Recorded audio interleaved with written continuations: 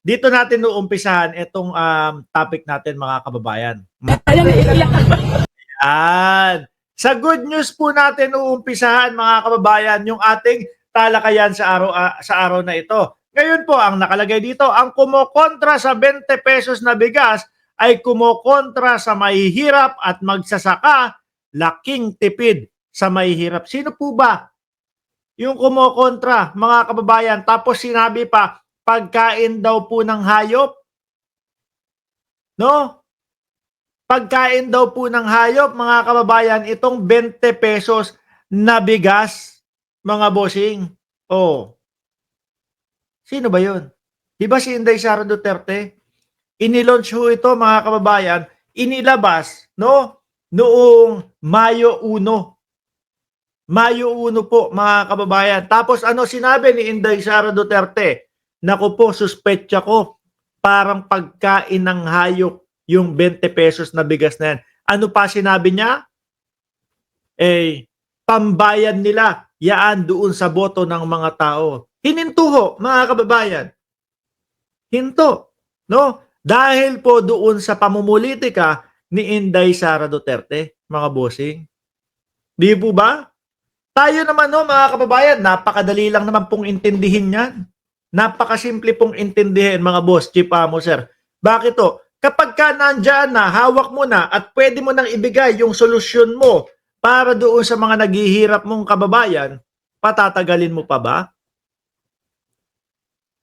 Ang gagawin mo pa ba? Hintayin natin yung eleksyon. Samantalang ito, madami ng kababayan na nag-aantay po. At alam natin na matutulungan ng 20 pesos na bigas. Aantayin mo pa matapos yung eleksyon. No, kasi po kami ay mapupolitika. Hindi mo na iisipin yun. Ang gusto mo, agad-agad maibsan yung kagutuman. Tignan nyo po ang galak at tuwa ni Lola. Lola na iyak sa sobrang saya sa 20 pesos per kilo na bigas. Ayan, iiyak. Makamiraming araw na yung kakainin lang. Binibili ko talaga. Kasi nakakaya ko. O, di ba? So ngayon, matodoble, mga kababayan. Dahil yung dati, ang nabibili niya lang, 40 pesos. Ito ngayon, may 20 pesos na. Mahaba-habang kainan. No? Di po ba? Ang vice-presidente, imbis na sana matulungan ng ating gobyerno, siya pa yung nakikita natin na humahatak pababa sa gobyerno, mga kababayan. Imbis na tuloy-tuloy ho ang pag-angat ng Pilipinas, siya pa mismo ang humihila sa bayang Pilipinas pababa, mga bossing. Oh. Di ho ba? Nakita nyo naman ho, mga kababayan. Nakita nyo naman po ang epekto at ang tulong at ang saya ni Lola. No? Kahit na sabihin mo, ayan, yung mga DDS, di ba? Sila yung bumabatikos at sila yung galit na galit sa 20 pesos na bigas. Dahil daw po sa 20 pesos na bigas, nambubudol daw ho ang ating presidente. Yung mga DDS vloggers nila, ano sinasabi, mga kababayan? Hindi daw sinasabi ng gobyerno yung totoo kung bakit umabot o napababa ng 20 pesos yung bigas. Pinapangalandakan, sinasabi ng gobyerno, nag-aabono tayo ng 13 pesos kada kilo na binibili ng ating mga kababayan. Okay lang yun, walang problema, kababayan natin yan Di po ba? At sino din po ba ang pinagbibilhan? Sino po din ba ang nakikinabang doon sa 13 pesos na abono ng gobyerno? Yung mga magsasaka. Kasi hindi sila binabarat. No po? Nakukuha nila ng tama yung tubo nila. Tapos para sa mamamayang Pilipino, tas makakarinig ka kay Inday Sara Duterte, pang baboy, pang hayop, yung 20 pesos na bigas. Bigla naman nanliit yung ating mga kababayan. Di ba? Bigla pong nanliit yung ating mga farmers, mga bossing. Boss Mark, tuloy pa ba ang 20 pesos na kilo ng bigas hanggang ngayon? Oo, tuloy-tuloy yan, mga bossing.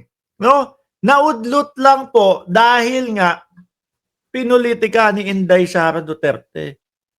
Kesyo pambayad daw doon sa boto para sa mga botante. pagkatapos ng eleksyon, pagkatapos makapagboto ang bawat Pilipino, Mayo a 12, Mayo a 13, ibinalik na po agad. Di po ba? Ngayon, ano sabi ni Lola? Ngayon, sa tuwing Sa tuwing saing ko, tatong top lang. Parang yung gabi. May natira na itong hugasan ko yun. Hahalo ko ulit. Nakaiyak. o ngayon, kahit papaano, okay na, di ba? Hindi na nila kailangan gawin pa yun. O, maayos ang kakainin ng ating mga kababayan. Di po ba? At eto ho, mga boss, Chief Amoser, ito yung nakikita kong diskarte ni Pangulong Bongbong Marcos. Nakikita kong diskarte niya, sige, sa ngayon, abono ang gobyerno, 13 pesos. Okay lang naman yan. No? Tax din naman ng bayan yan. Galing din sa mamamayang Pilipino yan. Okay lang, abono ngayon. Pero behind this, meron akong mga rice processing na itinayo at nakita ho natin yun, mga kababayan. Di po ba? Nakita natin ho yun, mga kababayan.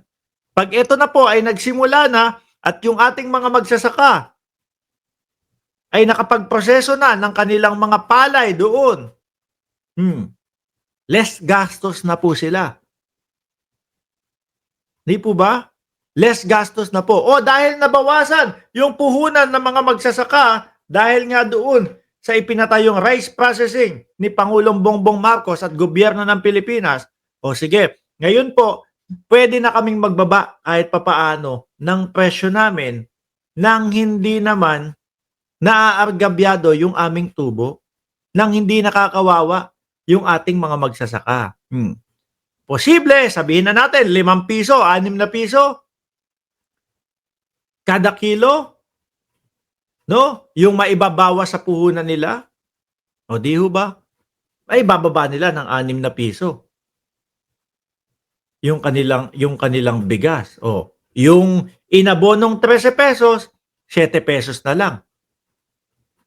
Di po ba? O, ganyan unti-unti ho, mga kababayan.